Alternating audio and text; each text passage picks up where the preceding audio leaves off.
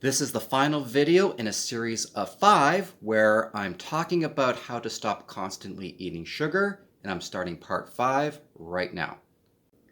My name is Gregory Groves, and if this is your first time visiting my channel and you would like to learn more on how to deal with the emotional issues associated with weight loss, food addiction, binge eating, emotional eating, stress eating, subscribe now. Hit that bell notification so you never miss a video. Thank you for joining me here today. 4 weeks ago, I started a new series talking about how to stop constantly eating sugar. The first video I shared was getting rid of sugar and grains from your diet. The second video I shared was make sure you're including the right foods in every meal. The third tip, be smart with supplements. And the fourth, do the right exercises. You can find links to all 4 in the description below. So stay tuned till the end and then check them out when you're done watching this video. This week, I'll be sharing the 5th and final tip in this series, which is develop a healthier relationship with your food. To be able to eat in a healthier way, you need to develop healthier relationships with your food. So today, I'm going to share with you 11 tips to help you with this. So this is going to be a slightly longer video than the rest.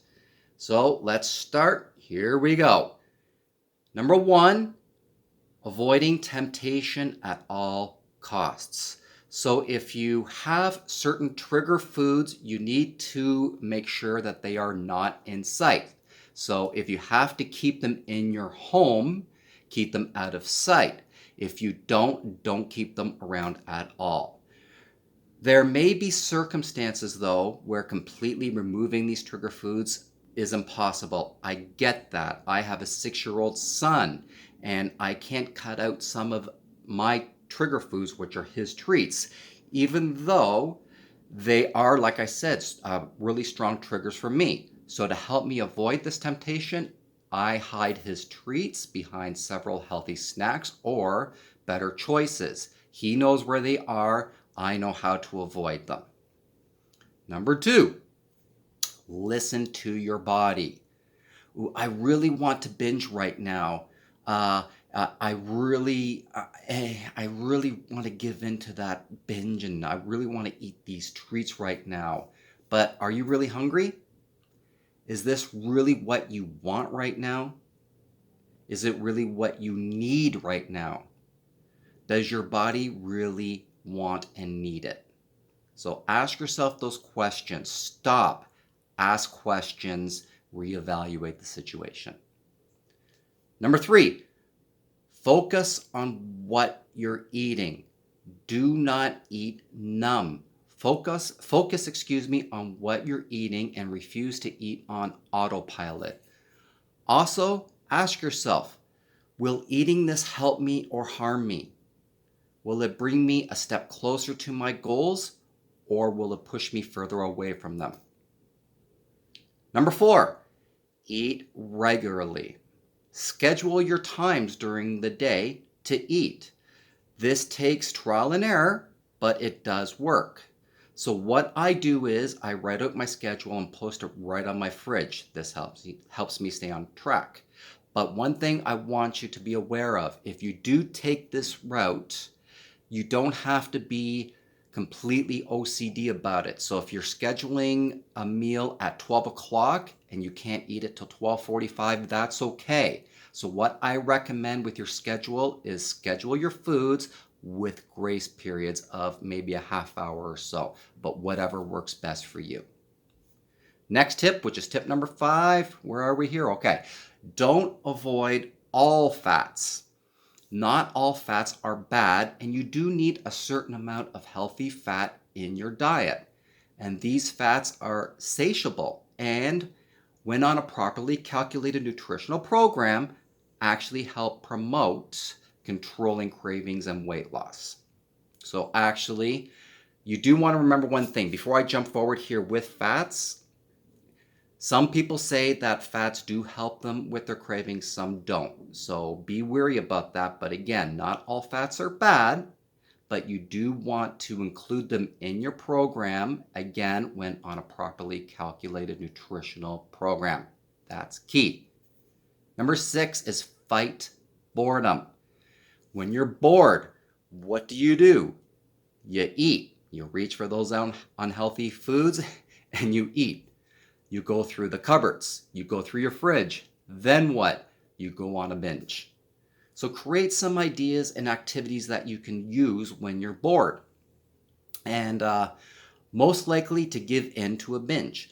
Don't use boredom as an excuse. Do whatever you have to do to keep from binging. Start to dance. Right there. Why not, right? If you're not alone, okay, do some squats, do some push-ups. Yell at your inner demon. Again, if you're not at home, you can do that in your head. But yell at your inner demon for tempting you to binge out of boredom. Some of these suggestions do sound a little silly, but they do work, and they might actually put a bit of a smile on your face and even make you laugh. From there, you can move on. Number 7, support yourself with healthy lifestyle habits.